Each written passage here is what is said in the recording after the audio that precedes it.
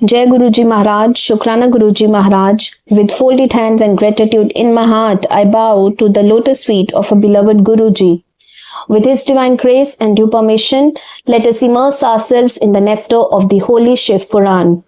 Today, let's begin reading the Shivapurāna Vidyeśvara Śamhita, Chapter 9, Proclamation of Shiv as the Great Lord. This is day 16th of the audiobook, the Chapter 9, the Proclamation of Shiv as Maheshwar.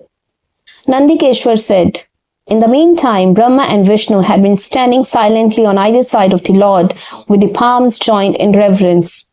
Then they installed the Lord with all the members of his family on his splendid seat and worshipped him with all holy personal things. The personal things constitute those natural things of long and short duration such as necklaces, anklets, bracelets, coronets, earrings, sacrificial threads, upper cloth of lace border, garlands, silk cloth chokers, rings, flowers, betel leaves, camphor, sandal paste, aguru unguents, incense, lamps, white umbrella, fans, banners, chowries, and other divine offerings whose greatness cannot be expressed or even thought of. Both of them adored the Lord with all these things worthy of the Lord and inaccessible to Pashu, the animal, that is, the individual soul. All excellent things are worthy of the Lord, O Brahmin. In order to set up a precedence, the delighted Lord handed over all those articles to the attendants assembled according to the order of priority. The bustle of those who came to receive them was too much. It was there that Brahma and Vishnu adored Shankar at first. When they stood there humbly, the gratified Lord spoke smilingly, heightening their devotion. Ishwar said, Dear children, I am delighted at your worship on this holy day. Henceforth, this day will be famous as Shivratri, the holiest of holy days pleasing to me. He who performs the worship of my phallic emblem and the embodied image on this day will be competent to perform the task of creation and the maintenance, etc. of the universe. The devotee shall observe fast on Shivratri, both during the day and the night. He shall perfectly restrain his sense organs. He shall adore with flowers to the extent of his strength. He shall not deceive anyone. By the worship on Shivratri day, the devotee attains that fruit which usually accrues to one who continuously worships me for a year. This is a time when the virtue of devotion to me increases like the tide in the ocean at the rise of the moon. Festivities like the installation of my idols, etc. on that day are very auspicious. The day on which I manifested myself in the form of a column of fire is the Ardra star in the month of Margshirsha, November to December, O children. He who sees me on the day of Ardra star in the month of Margshirsha in the company of Oma and worships my phallic emblem or embodied image is dearer to me than even Guha, Kartikeya. On that auspicious day, the vision alone accords ample results. If he worships too, the result cannot be adequately described. Since I manifested myself in the form of phallic emblem in the field of battle, this place will be known as Lingastan. O sons, this column without roof or top will henceforth be diminutive in size for the sake of the vision and worship of the world. The phallic emblem confers enjoyment. It is the only means of worldly enjoyment and salvation. Viewed, touched, or meditated upon, it wards off all future births of the living beings. Since the phallic emblem rose high, resembling a mountain of fire, this shall be famous as Ruddy, Arun Mountain. Many holy centers will spring up here. A residence or death in this holy place ensures liberation.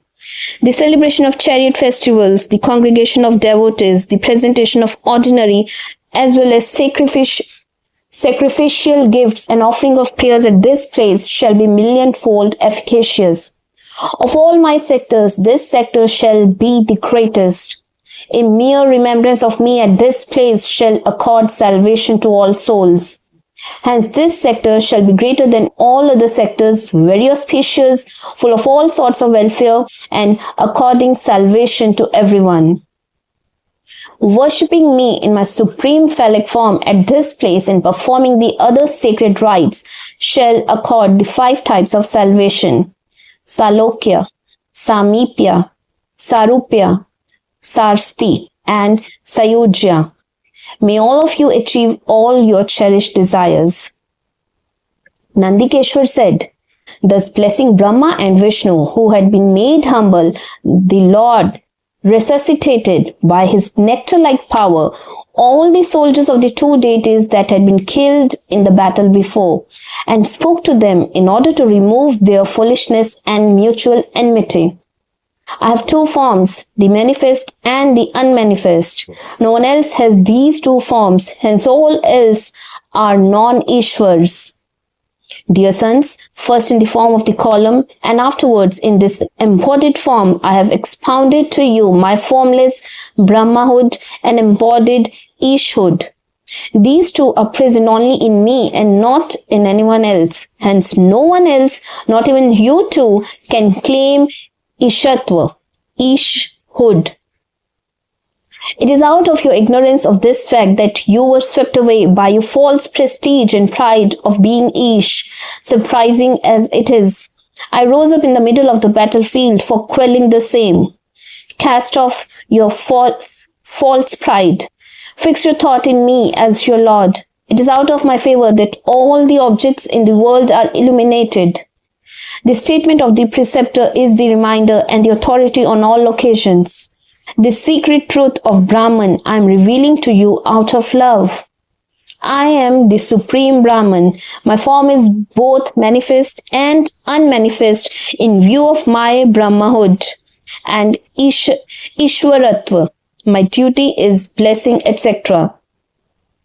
O Brahma and Vishnu, I am Brahman because of Brahatva, huge size, and Brahmanatva, causing to grow. O children, similarly, I am Atman due to Samatva, equality, and Vyapakatva, pervasiveness. All others are Anatmans, individual souls undoubtedly.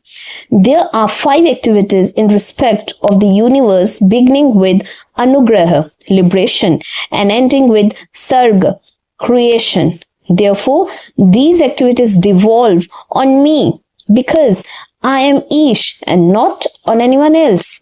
It is to make my Brahmatva understood that my phallic emblem rose up. In order to clarify my Ishatva, unknown hitherto, I have manifested myself immediately in the embodied form of Ish. The Ishatva in me is to be known as the embodied form, and this symbolic column is indicative of my Brahmatva. Since it is all the characteristic features of my phallic emblem, it shall be my symbol. O sons, you shall worship it every day. The phallic symbol and the symbolized Shiv are not different. Hence, this phallic emblem is identical with me. It brings devotees quite near to me. It is worthy of worship, therefore.